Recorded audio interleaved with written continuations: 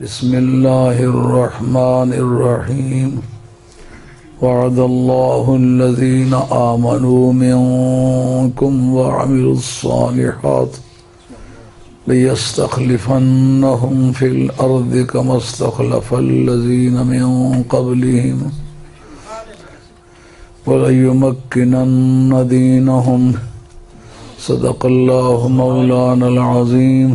मोहतरम हाज़रीन, माह रमज़ान शरीफ का ये आखिरी जुमा है और इस वक्त पाकिस्तान की सरजमीन में और आज़ाद कश्मीर में इस कदर सियासी अफरा तफरी है कि आदमी सोच नहीं सकता कि आइंदा आज़ाद कश्मीर का मुस्तकबिल क्या होगा या पाकिस्तान का मुस्तकबिल क्या होगा। तो मैं ये समझता हूँ ऐसे मौके पर जो साबका अफरा तफरी सोसाइटी में गुजरी है उसका नमूना पेश करूँ और बताऊँ उसका हल अल्लाह ने क्या फरमाया था। नबी करीम रऊफ़ुर रहीम सल्लल्लाहु ताला अलैहि वसल्लम सिर्फ उस दौर के नबी और रसूल नहीं हैं बल्कि क़यामत तक उसी रफ्तार से सरकार रसूल थे, हैं और रहेंगे। और क़यामत के बाद जिसकी रसालत सलामत रहेगी वो सरकार की ज़ात पाक है। रसूल रसूल होंगे, औलिया औलिया होंगे, मोमिन मोमिन होंगे, लेकिन सब के सरदार क़यामत के मैदान में सरकार की ज़ात होगी। जो किसी की सरवरी का राज है या इल्म में किसी को अफजलियत होती है या उसके रूहानी कमालात को दखल होता है या उसका सोसाइटी में जो किरदार है वो बताता है ये सबसे अफजल क्यों है। नबी करीम अलैहिस्सलाम की अफजलियत खुदा की बारगाह में महज उसके फजल से है। नबियों के मर्तबे और अजमत में किसी अमल को दखल नहीं, ये महज अतिया इलाही है। मगर बज़ाहिर जो असबाब होते हैं वो ये हैं, सरकार जिस दौर में तशरीफ लाए उस वक्त खुदा की कायनात में बसने वाला खुदा का पुजारी नहीं मिलता था। अगर उस वक्त खुदा का पुजारी कोई मिला है तो सिर्फ सरकार की ज़ात है या नबी पाक अलैहिस्सलाम के चंद सहाबा की तारीख मिलती है कि ऐलान नबूवत से पहले भी वो नमाजी थे, अल्लाह अल्लाह करते थे। इनमें हज़रत अब्दुल्लाह बिन मसूद का नाम बोलता है और कभी किसी बुत के सामने सजदा नहीं किया था। तो जब कुल रूए ज़मीन पर कहीं ईसा अलैहिस्सलाम की पूजा हो रही है, कहीं जनाबे अम्बिया मुरसलीन अलैहिस्सलाम की पूजा हो रही है, उनमें किसी जगह तो उन्होंने जनाबे मूसा अलैहिस्सलाम के बड़े भाई जनाबे हारून की भी पूजा हुई है, जनाबे ज़ुबैर की भी पूजा हुई है। अम्बिया अलैहिस्सलाम में एक का नाम ज़ुबैर भी है। अला हाज़िल क़ियास काबे शरीफ में जो सबसे बड़ा खुदा की तौहीद का मरकज़ था, उसमें जब बुत रखे गए तो फिर और किसी जगह की क्या बहस रह गई। ये जिस मुल्क में आप बैठे हैं यहाँ वुड गार्ड की परस्ती होती थी, लकड़ी का बना हुआ था।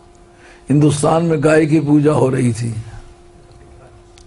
अला हज़रत क़ियास जो ईरान है उसमें ज़रतश्ती मज़हब था, ज़ोरोएस्ट्रियन।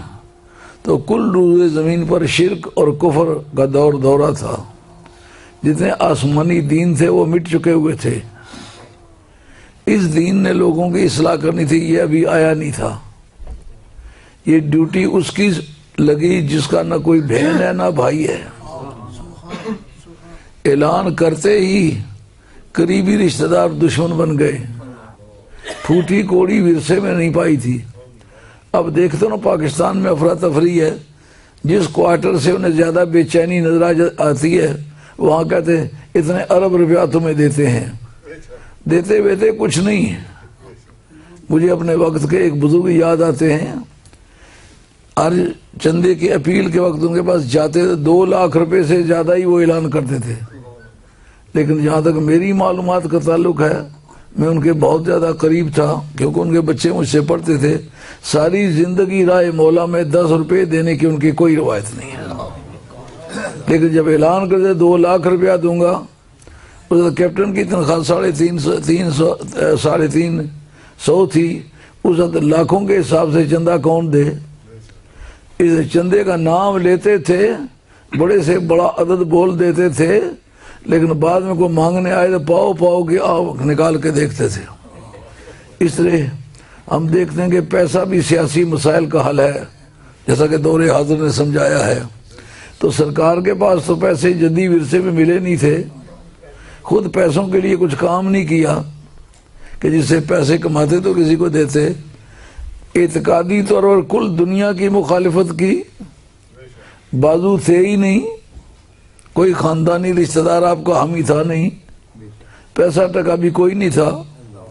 शादी एक बेवा से हुई और वो माई साहब जनाब खदीर कुबरा, उनके अकरबा में भी कोई जोर वाला आदमी नहीं था जो सरकार के कंधे के साथ कंधा मिला के खड़ा हो।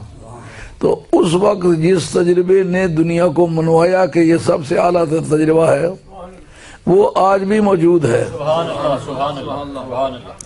अल्लाह करीम ने उसका जिक्र फरमाया कि तुम जिस अफरा तफरी में मुब्तला हो कि इतनी मेहनत मुशक्कत से इसने तुम्हें एक माहौल मुहैया करके दिया है। पूरे हिजाज में इस्लाम आ गया है, गल्फ कंट्रीज में इस्लाम आ गया है, यमन में इस्लाम आ गया है। जो अरबी स्पीकर कंट्रीज थी उस वक्त का लफ्ज़ इसलिए कह रहा हूँ कि मिस्र जो है इसके अंदर उस वक्त अरबी जुबान नहीं थी, उस वक्त ये सवाली बोलते थे। इस्लाम ने अरबी वहाँ फैलाई है। अल्लाह क्या इस तरह के मुतजाविर ममालिक में ज़ुबान भी अरबी नहीं बोली जा रही थी। सरकार के ज़ोर नबूवत की वजह से स्पेन में भी किसी ज़माने तक कई 100 बरस तक लगातार अरबी बोली जाती रही। उधर रब ने कहा वादल्लाहुल्लज़ीना आमनू मिनकुम वअमिलुस सालिहात, तुम में से जिन लोगों ने दौलत ईमान पाई है और अच्छे काम किए हैं, यानी जो ऐद मेरे महबूब से किया है उस पर साबित कदम रहे और उसकी तालीमात के मुताबिक जिंदगी के दिन गुजारे, तुमसे वादा करते हैं कि लयस्तखलिफन्नहुम फिल अर्दे, जमीन में तुम्हें भी खलीफा बनाएंगे। उसका एग्जाम्पल दिया रब ने, कमस्तखलफल्लज़ीन मिन क़ब्लिहिम, जैसा कि उन लोगों को खलीफा बनाया था जो तुमसे पहले गुजरे। मसलन जनाब सुलेमान अलैहिस्सलाम को जनाब दाऊद अलैहिस्सलाम का खलीफा बनाया। उस वक्त भी इतनी अफरा तफरी आ गई हुई थी कि लोग अंबिया अलैहिस्सलाम के मुकाबले में निकलते वक्त जरा नहीं घबराते थे। एक एक वक्त में बनी इसराइल ने 300 नबियों को शहीद किया। तो जब नबियों को शहीद करने की जिसारत किसी कौम में आ गई, उसमें हिदायत का पहलू कौन सा जिंदा रहा? कहाँ के आखिर दाऊद अलैहिस्सलाम के एक पत्थर से जो उन्होंने गोफन में से डाल के इस तरह मारा तो जालूत मारा गया। तो अल्लाह करीम फरमाते फिर हुकूमत कायम कर दी हमने दाऊद अलैहिस्सलाम की। दाऊद अलैहिस्सलाम के बाद हज़रत सुलेमान अलैहिस्सलाम को उनको खलीफा बनाया। हालात इस बात की इजाज़त देते थे कि एक आम सिपाही जो सफ़ों में लड़ रहा है, ये कल इस मुल्क में नबूवत का ऐलान करेगा और उसकी नबूवत मानी जाएगी। माने किसने नहीं है? वह अलन्ना लहुल हदीद, हमने लोहे को उसके लिए मोम कर दिया। और जिस वक्त जिक्र इलाही करते तो पत्थर भी रक्स करते और जिक्र इलाही में पहाड़ झूमते।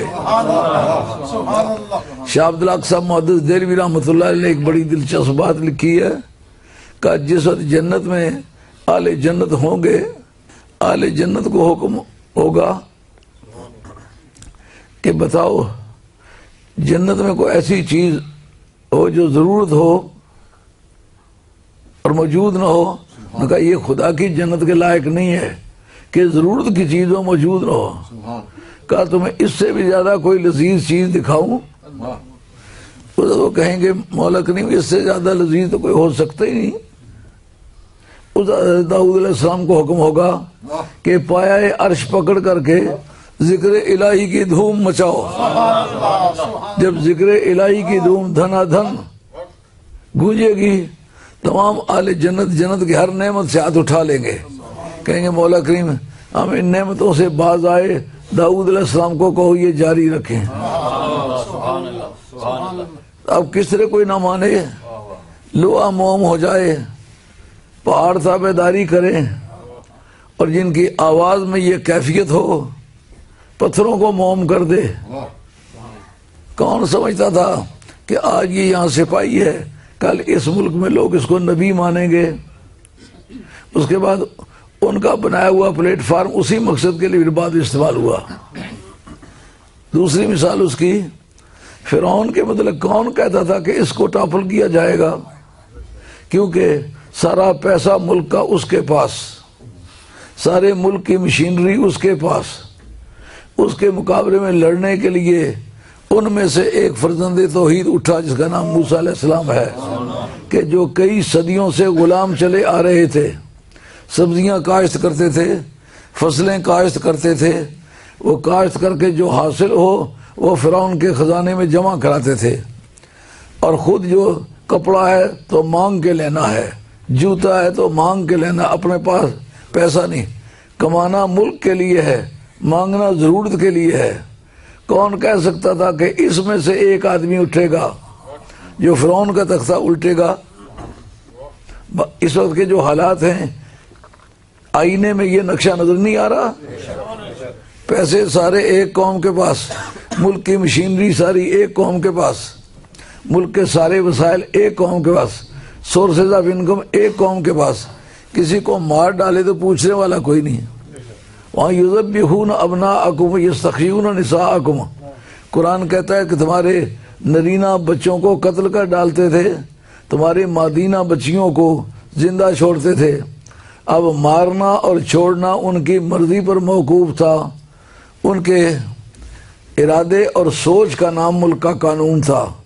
किसी को उसमें दखल नहीं था, न किसी से मशवरा करना, न कोई मजलिस शूरा है, न कोई कानून साजी की मजलिस है, बल्कि वो ऑटोक्रेट है, जो उसकी राय है वो कानून मुल्क है। ऐसे में किसी कौम के उभरने का क्या चांस है? और उभरे वो लोग जो सारा दिन सब्जियां काश्त करते हैं, जो सब्जियों की आमदनी वो फिरौन के हवाले करते हैं। अगर बैंगन भी पकाने हैं तो फिरौन से पूछ के पकाने, अगर प्याज भी काटना है, अगर और कोई सब्जी भी इस्तेमाल करनी है तो फिरौन से पूछ के करनी है। एक धेला तक न उनकी जेबों में है, न कोई बैंक सिस्टम है। उनमें से एक मर्दे खुदा उठा जिसके कत्ल करने के लिए उन्होंने महकमा रेज किया था, और उसको अल्लाह ने जब पैदा करना चाहा तो रब ने कहा जिसको मैं पैदा करना चाहूं उसको तू रोके। अगर तेरे घर तेरे खर्चे पर ही उसे ना पालूं, मुझे भी खुदा ना कहियो। ये नमूने परवरदिगार के वादों के। कमस्तखलफल्लज़ीना मिन क़ब्लिकुम मिन क़ब्लिहिम, जरूर तुम्हें खलीफा बनाएगा परवरदिगार जिस तरह के पहले लोगों को खलीफा बनाया, यानी वो मोहल्ले शाही जो उसने सदियां लगा के बनाए थे। आज भी अगर आप मिस्र जाएं तो मिस्र का आर्किटेक्चर देखें, आपको मानना पड़ेगा कि दुनिया में आर्किटेक्चर ने कितनी भी तरक्की की है, लेकिन मिस्र को आज भी नहीं पहुंचते। उन्होंने जो बुत ही तराशे हैं, अलावा इसके वो काफिर थे, वो बेदीन थे, उनको मानने वाला भी उसी तरह बेदीन है। लेकिन ये मानना होगा कि कारीगरी की इंतहा कर दी उन्होंने, जिसके मतलब कि जो कुछ कहा उन्होंने बनाया। जो अहराम में मिस्र हैं उनमें एक हरम है ऐसा जिसमें पूरे साल में एक मरतबा धूप अंदर जाती है। मैथमेटिशियन कहते हैं ये साल में एक दिन जो आता है यह अहराम मिस्र बनाने वाले का ये विलादत का दिन है। उसने कहीं ऐसा इसको सिस्टमटाइज किया कि साल में एक मरतबा इनके अंदर धूप जाए, लेकिन कब जाए? जो मेरी विलादत का दिन है। इसका मतलब यह है कि उनको आसमानी उमूर के बारे में भी बड़ी दस्तरस थी। तो अब फिरौन है और मुकाबले में आया कौन? अल्लाह की बारगाह में वो सैयद थे, लेकिन अपनी बदकिरदारियों की वजह से वो गुलाम बना लिए गए। ये इस बात का बड़ा सबूत है, इस मुल्क में मैं भी आया हुआ हूँ, आप भी आए हुए हैं। खुदा के दिए हुए वसाइल का सही इस्तेमाल करो, नहीं तो उस सरजमीन में बनी इसराइल जो गए थे वो सैयद बन के गए थे, क्योंकि यूसुफ अलैहिस्सलाम की नबूवत भी थी, यूसुफ अलैहिस्सलाम की बादशाही भी थी। तो ये दोनों बातें उनके पास मौजूद थी। वो किनान से या शाम की सरजमीन से मिस्र गए, जिस जगह सैयद बन के गए थे उस जगह उन्होंने इतनी अय्याशी की, ना बहन देखी ना माँ देखी, ना माँ के बराबर की औरत देखी। हर एक से बदकारी करने को अपना एक सीगा एक कमाल समझने लगे कि ये खूबी है। बैठते तो बयान करते हमने इतनी औरतों की इज्जत लूटी है, इतनी औरतों की इज्जत लूटी है।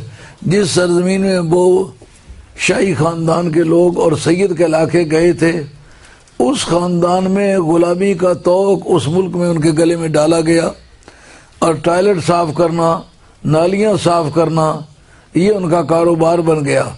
और शाम के वक्त सिर्फ इतनी रोटी मिलना जिससे बंदा जीता रहे। हमें भी और आपको भी चाहिए सबल के कदम रखें, हराम काम न करें, नई नस्लों को हिदायत करें कि अल्लाह ताला ने जो कुछ खाने पीने के लिए दिया हलाल जरिए से उसको इस्तेमाल करो, हराम जरिए से कोई चीज़ मत लो, मत कमाओ और मत खर्च करो।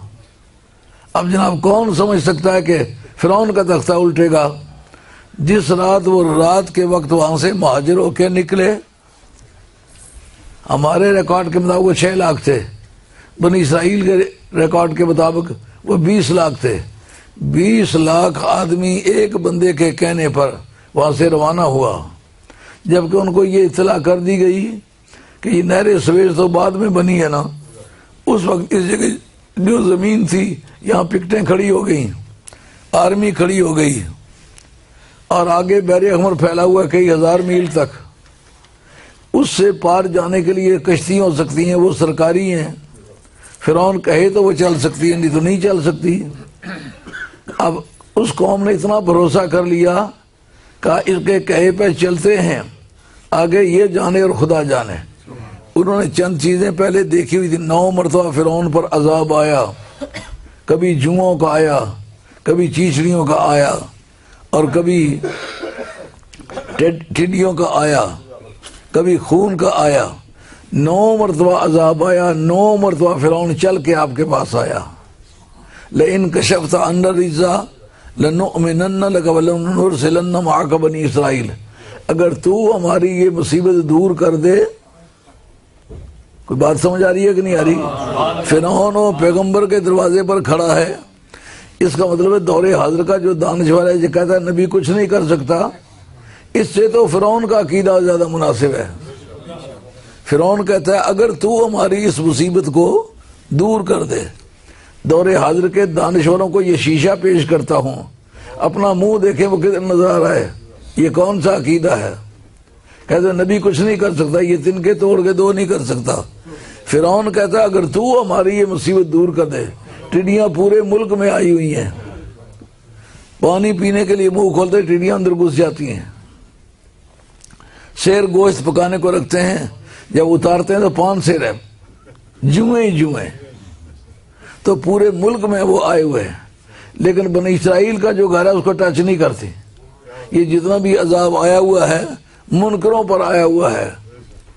उन खुदा की तरफ से आए हुए अजाब को भी ये इत्तला है कि ये पैगंबर के मानने वाले हैं। मालूम है पैगंबर की पनाह खुदा की कायनात में सबसे बड़ी पनाह है। अब जनाब ये 9 मरतबा उन्होंने देखा हुआ था। वित्त से आयात कुरान मजीद में आया है, हमने हजरत मूसा अलैहिस्सलाम को 9 निशानियों के जरिए से नवाजा, और फिर वो रात को उनके साथ कहे पे चल दिए। जब आगे आ गया रेड सी, बहरे अखमर, उधर जो बीच में खुश्की रास्ता था उस पर आर्मी खड़ी थी, उधर से गुजर नहीं सकते। किश्तियां जो सरकारी हैं वो इनके कहे पे चलती नहीं है। आखिर हुआ क्या? उनका मूसा तेरे कहे पे हम आ गए हैं, बता तुमने हमें मार डाला है, देखो पीछे से फिरौन की आर्मी आ गई है, आगे रेड सी है, क्या बचत का जरिया है? रब कहता है उसी तरीके से इन्हें खलीफा बनाया जाएगा, बशर्ते कि इनका अकीदा सही है और आमाल ठीक है। हम इनको उसी तरह खलीफा बनाएंगे जिस तरह पहले लोगों को खलीफा बनाया। अब जनाब जो असल मालिक है उस मुल्क का, उसका नाम है फिरौन।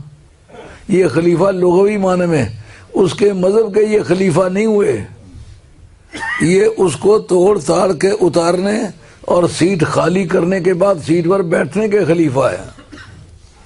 उसने उनका घबराओ नहीं, जिस खुदा को मैंने कहा है खुदा को पहचान के खुदा कहा है, मैं उस खुदा को पहचानता हूँ, उसके करम का पूरी तरह से मुद्दई हूँ। घबराओ नहीं, सारी दुनिया गलत हो सकती है, खुदा का इरशाद गलत नहीं हो सकता। ये यकीन हर मुसलमान का हर दौर में, हर मुल्क में, हर जमान में, हर आन में, हर शान में कायम रहे तो दुनिया भर की कामयाबियां मुसलमान के कदम चूमेगी। अब जनाब रब्बे करीम ने कहा फकुल नदरिब बिअसाकल हजर, पानी पीने की जरूरत हुई तो भी लाठी इस्तेमाल कर। समुद्र के पानी को फाड़ने की जरूरत पेश आई तो उस वक्त कहा लाठी इस्तेमाल कर। लाठियों से समुद्र फटते हैं, मगर पैगंबर का मकाम ऐसा है कि इस मकाम को क्यास के तराजू पर तोला नहीं जा सकता। कोई नहीं कह सकता कि आज तक लाठी के जोर से समुद्र फटे हों। समुद्र फटे तो नीचे उसके कीचड़ की तरह चला गया। मालूम हुआ जिस खुदा उनके लिए समुद्र फाड़ा उसने उनके लिए शारा भी बना दी। 20 लाख आदमी पार हो गया और फिरौनी लोग आए, उन्होंने पीछा करना चाहा। अब जनाब पीछा करने से गुरेज करें, उन्हें ये पक्का पता है वो मूसा है, वो जो पीछे चलने वाले उसके गुलाम हैं।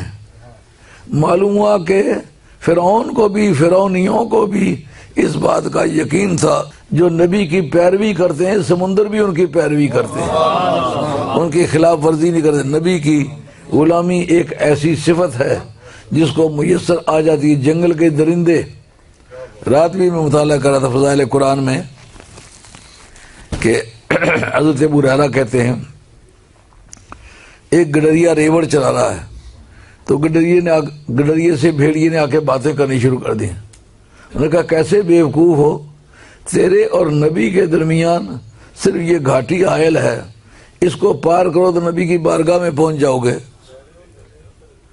वो ऐसा है कि उसके इशारे से चांद टूट सकता है, वो ऐसा है कि जिसके इशारे से सूरज पलट सकता है,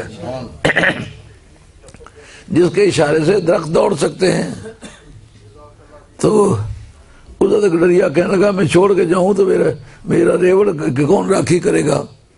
उधर भेड़िए ने कहा जब तक तू वापस नहीं आता तेरा रेवड़ मैं चलाऊंगा। भेड़ियों को रेवड़ चलाने की आदत है। मालूम हुआ नबी की गुलामी एक ऐसी जोरदार कुव्वत का नाम है कि जिससे भेड़िए भी रेवड़ चलाने पर मजबूर हो जाते हैं। रब कहता है कि एक मरतबा मेरे यार के कहे पर तो चल के दिखाओ, जिसने पहलों को खलीफा बनाया तुम्हें भी खलीफा बनाएंगे। अब जनाब पूरी कौम पार हो गई। बाद में अब वो चाहे कि पहले फिरौन इसमें दाखिल हो तो पीछे हम दाखिल हो, क्योंकि ये हमारा रईस है, हमारा सरबराह ममलकत है। उनका ख्याल ये था कि इसका मुकाबला तो किसी ने भी कभी आज तक नहीं किया है तो इसी बंदे ने किया है। तो 9 मरतबा का जो अजाब आया वो था 9 मरतबा उनका यकीन एक मरतबा मीज़ान को पहुंचा। अब उसको जिंदा रखना चाहिए था, लेकिन अब फिरौन को भी पता है कि मैं जाऊं आगे तो होगा क्या। अब जनाब उसका घोड़ा है, जिब्रील अमी की ड्यूटी लगी एक घोड़ी लेके आओ, इसके आगे घोड़े के सामने खड़े करो। तो ये उसकी जिनसी आरजू में मुब्तला होकर उसके पीछे जाएगा और लेके मौला का नाम तो तुम समुद्र में डाल दो अपनी घोड़ी को, पीछे फिरौन का घोड़ा भी आ जाएगा। जब फिरौन का घोड़ा पीछे आए तो तमाम बाकी जर्नैलों के भी घोड़े आ गए। रब ने बतलाना चाहा जो नबी की इताअत करता उनके पास न किश्ती थी, न घोड़ा था, न सामान था, पार हुए कि नहीं हुए? जिनके पास सभी कुछ था वो नबी के नाफरमान और मुखालिफ थे, उनको जिल्लत हुई कि ना हुई? इसका तजुर्बा तुम भी करके देखो। आज हम देखते हैं पाकिस्तान में जिन जिन कौमों ने पूरे पाकिस्तान को लूटा है, यार कोई छोटा मोटा चपड़ासी ऐसा काम करता फिर तो समझ आती कि ये बेचारा गरीब था, भूखा होने की वजह से इसने ये बुराई की है। वजीरों के नाम है मनी लॉन्ड्रिंग, गवर्नरों के नाम है मनी लॉन्ड्रिंग। कितना घटिया किस्म का फेल है, तारीख इसको रिकॉर्ड नहीं करेगी। ये बंदे नाबीना नहीं है, भले चंगे होश वाले और यूनिवर्सिटी की डिग्रियां रखने वाले लोग हैं। इनको क्यों पता नहीं कि तकरीबन बनु उमैया की तारीख से लेकर के खुलफाए राशिदीन का तो कहना ही क्या। तो अगर तुम्हें कामयाबी चाहिए तो खुलफाए राशिदीन की पैरवी करो। हजरत अबू बकर सिद्दीक रज़ियल्लाहु अन्हु का किसी ने एहतसाब नहीं किया। वफात से पहले अपनी साहबजादी जनाब सैयदा आयशा तय्यबा ताहिरा को कहते हैं, बेटी ये जो टब है ना जिसमें मैं गुस्ल किया करता था, ये मेरी हुकूमत का है, ये कौमी मिल्कियत है, मेरे देखते देखते उठा के इसको बैतुल माल में पहुंचाओ, और साथ इसके एक बाउल है, एक प्याला है जिससे पानी निकाल के नहाया करता था, वो भी मेरी मौजूदगी में वापस करो। और उसके बाद ये कि मेरी फलां फलां जायदाद बेच के तो जितनी मैंने तनख्वाह लिया वो वापस करनी है। मज़ा आया ना अकाउंटेबिलिटी का। रब ने कहा कि जिस तरह पहलों को खलीफा बनाया तुम्हें भी खलीफा बनाएंगे, लेकिन जिन्होंने ये काम करके दिखाया देखो उनका इंजाम कैसा खूबसूरत हुआ। नबी पाक की बगल में जगह मिली, सारी जिंदगी पूरी दुनिया उनकी तारीफ कर रही है, उनके उसने किरदार पर आफरीन और तकसीन पेश कर रही है। अब हजरत सैयदा को कहा ये माल जो है ये तेरे हिस्से का है, ये अस्मा के हिस्से का है, और ये तुम्हारी तीसरी बहन का है। हजरत सैयदा अर्ज करती हैं, ए खलीफा रसूल, तीसरी हमारी बहन तो है ही कोई नहीं। आपना तेरी माँ जो है उम्मे रूमान वो उम्मीद से है, उसके पेट में बच्ची है। जो आज कहते हैं जनाब नबी को ये नहीं पता पेट में न रह के मादा है। हजरत अबू बकर सिद्दीक के फजाइल बयान करते हैं तो ये जब बयान कर पूछो नबी के गुलाम को पता है तो नबी को खुद को क्यों नहीं पता। ये पहला वाक़या नहीं बल्कि मुस्तदरक शरीफ के अंदर हदीस है कि नबी पाक अलैहिस्सलाम की बारगाह में एक आराबी आया, उसने आकर हजूर की बारगाह में अर्ज किया, या रसूलल्लाह ये मेरी ऊँटनी गेबन है, बताओ इसके पेट में नर है या मादा। हज़रत अबू बकर सिद्दीक रज़ियल्लाहु पास खड़े हैं, हाकिम ने अपनी मुस्तदरक के अंदर लिखा है। वो कहेंगे चल तुम्हें तन्हाई में बात बताता हूँ।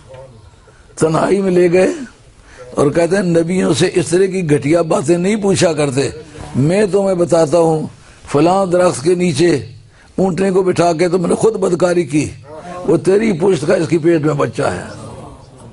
जब हज़रत अबू बकर सिद्दीक को पेट में होने वाले बच्चे का भी इत्तला है और उसकी तमाम तर कैफियत और बैकग्राउंड भी पूरी पता है।